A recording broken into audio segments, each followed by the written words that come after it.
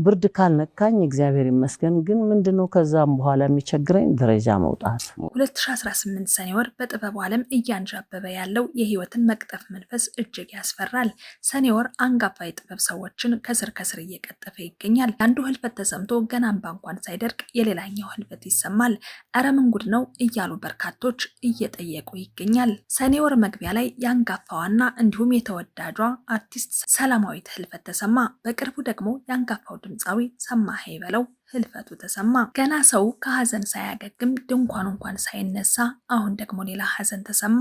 ተወዳጇና አንጋፋዋ ድምፃዊት ራሔል ዮሐንስ ከዚህ ዓለም ድካም በህይወት መለየቷ በርካታ ሰዎችን ያስደነገጠ መሪር ሀዘን ሆኗል። በተለይ ደግሞ የጥበቡ ዓለም ሰዎች እጅግ ሀዘናቸው በርትቷል። ኧረ ምን ጉድ ነው የመጣብን በማለት ሀዘናቸው እጥፍ ድርብ ሆኗል። አሁንስ እኛም ፈራን በማለት ስጋታቸውን ገልጸዋል።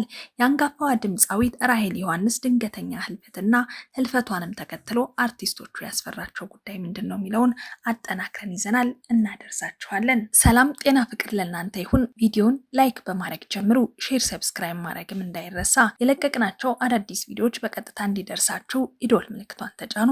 ሀሳብ አስተያየታችሁን ደግሞ ኮሜንት መስጫ ሳጥን ላይ ያስቀምጡልን እያልኩኝ ወደ መረጃው አመራለሁ።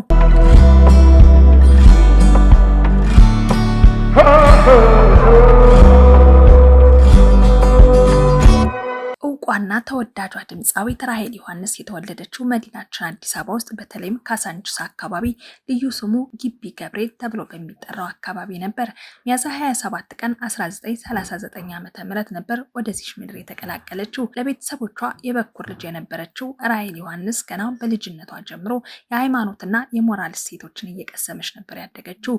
በወቅቱ ሀና በተሰኘው ዝነኛ ዘፈኑ በብዙዎች ዘንድ ከሚታወሰውና በኋላ ላይ የሙዚቃ ተሰጥኦ ለዓለም ካሳያቸው ታናሽ ወንድሟ አንጋፋው ድምፃዊ ሰይፉ ዮሐንስ ጋር በመሆን የቄስ ትምህርት ቤት እስከ ዳዊት ድረስ ተከታትላለች።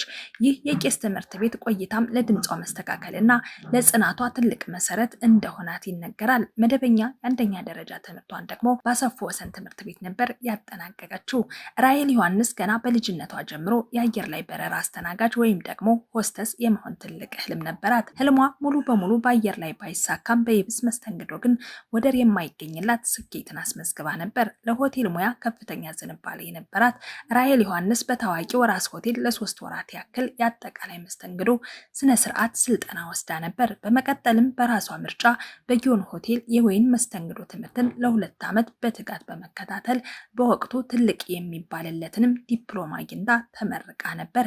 የስልጠናዋ በሩን የከፈተላት ታዲያ ይህ አጋጣሚ ነበር። በሙያዋ እጅግ ብቁና የተመሰገነች የነበረችው ራሔል በወቅቱም ወደ ኢትዮጵያ ይመጡ የነበሩ እንደ ጋማል አብዱል ናስር፣ ሰኪዩቴሪና ኳሚ ንክሩማ ያሉ ታላላቅ የአፍሪካና የዓለም መሪዎችን እንዲሁም ከፍተኛ የሀገር ውስጥ ባለስልጣናትን በከፍተኛ ሙያዊ ብቃት የማስተናገድ እድል አግኝታለች። ስራን ከታች ጀምራ በሂደት እስከ ጄኔራል ማናጀርነት ወይንም እስከ ዋና ስራ አስኪያጅነት ለመድረስ የበቃች ብርቱና ታታሪ ሰው ነበረች። ስራን ከታች ጀምራ በሂደት እስከ ጄኔራል ማናጀርነት ወይንም እስከ ዋና ስራ አስኪያጅነት ለመድረስ በቅታለች።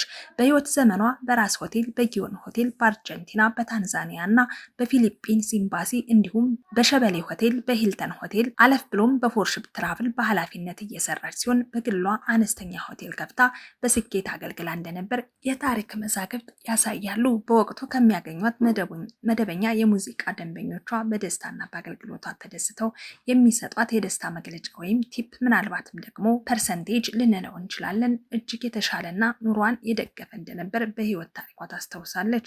ራሔል ዮሐንስ ወደ ሙዚቃው ዓለም የገባችበትን አጋጣሚ ስትናገር አንድ ቀን ድምፃዊ ከተማ መኮንንና ሌሎች አንጋፋ የጥበብ ሰዎች በቤቷ ተገኝተው ምግብ ከተመገቡ በኋላ በጋሽ ከተማ አጋፋሪነት ጨዋታው ይደራል።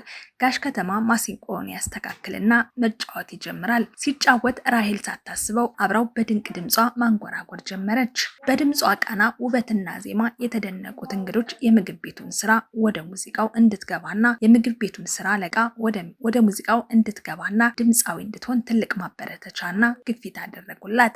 የአጋጣሚ ነበር እንግዲህ ለኪነ ጥበብ ህይወቷ ታላቅ መነሻና በርከፋች የሆነው።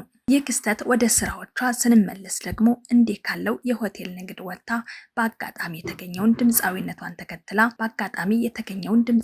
ተከትላ ሄዳ የመጀመሪያ አልበሟን ስትሰራ ነበር። በ1970ዎቹ መጀመሪያ በተለይም በ1973 ምናልባትም 1974 ዓ.ም አካባቢ አንቺ ባለድሪ የተሰኘውን የመጀመሪያ አልበሟን ከሌላው አንጋፋ ድምፃዊ ሻምበል በላይነህ ጋራ በመሆን ለዚህ ታሪካዊ ስራዋ በአምባሰል ሙዚቃ ቤት የ10 ሺህ ብር ክፍያ የተፈጸመ ሲሆን አልበሙ በታዋቂው የግጥም ደራሲ ይልማ ገብረአብ ግጥምና እንዲሁም አበበ መለሰ ዜማ የተዋቀረ እጅግ ተወዳጅና ድንቅ ስራ ነበር።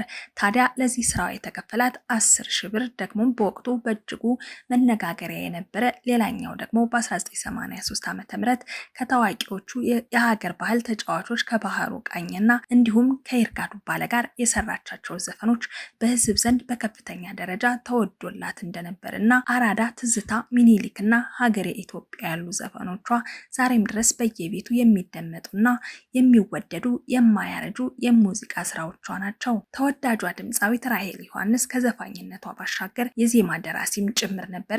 ለአብነት ያክል ሚኒሊክ ጀግናው ሰራዊት እንደ ኢየሩሳሌም ለአስናቀች ወርቁ የሰጠቻትና በድጋሚ ደግሞ ራሷ ያዜመችውን ማለታችን ነው። እንዲሁም ሌሎች ዜማዎችንም ደርሳለች። የመጨረሻ ስራዋ ዘናበል የሚል አልበሟ ሲሆን በያሬድ ተፈራ የተቀናበረ ነበር። ሚኒሊክ ጀግና ነው ሰራዊትና የታዋቂዋን አርቲስት አስናቀች ወርቁን ስራ በራሷ ዜማ የደረሰችበት ኢየሩሳሌም የተሰኘ ዘፈኗ ተጠቃሽ ዜማ ድርሰቶቿ ናቸው። የሙዚቃ ጉዟን ራሄል በስራ በጥበብ ስኬታማ እንደነበረችው ሁሉ በቤተሰብ ህይወቷም እጅግ ጠንካራና አርአያ የምትሆን ድንቅ እናትም ነበረች። የሁለት ወንድና የአራት ሴት ልጆች በጠቅላላው የ6 ልጆች እናት ስትሆን በርካታ የልጅ ልጆችንም ለማየት የበቃች አንጋፋ ሰው ነበረች።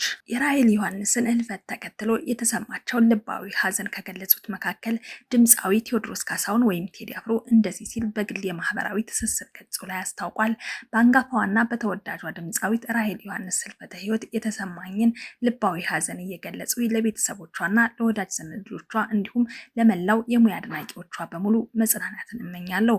ነፍስ ይማር፣ ኢትዮጵያ ለዘላለም ትኑር፣ ፍቅር ያሸንፋል፣ ቴዎድሮስ ካሳሁን ቴዲ አፍሮ በማለት ገልጿል። እንግዲህ የአንጋፋዋ ድምፃዊት ራሄል ዮሐንስ ስርዓተ ቀብር በሳሊተ ምሕረት ቅድስት ማርያም ካቴድራል ይፈጸማል። በ80 ዓመታቸው ከዚህ ዓለም በሞት ለተለዩት ታዋቂዋ ድምፃዊት ራሄል ዮሐንስ የተሰማንን ጥልቅ ሀዘን እየገለጽን ስርዓተ ቀብራቸውም በዛሬው ዕለት በአዲስ አበባ ሀገረ ስብከት ደብረ ምሕረት ሰዓሊተ ምሕረት ቅድስት ማርያምና ቅድስት ክርስቶስ ሰምራ ካቴድራል ከቀኑ 8 ሰዓት ላይ እንደሚፈጸም ታውቋል።